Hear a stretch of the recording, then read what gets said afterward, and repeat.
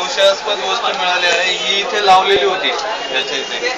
याला मागच्या बाजूला चिकट असा पदार्थ लावून चिकटवलेलं होतं असं, जेणेकरून आपण हे ATM जे आहे हे इन्सर्ट केल्यानंतर हे इझिली आत जातं आणि या मशीनमध्ये ते कॉपी होतं. ATM कॉपी होणार. आणि हा जो आहे हा छोटा कॅमेरा आहे विथ बॅटरी.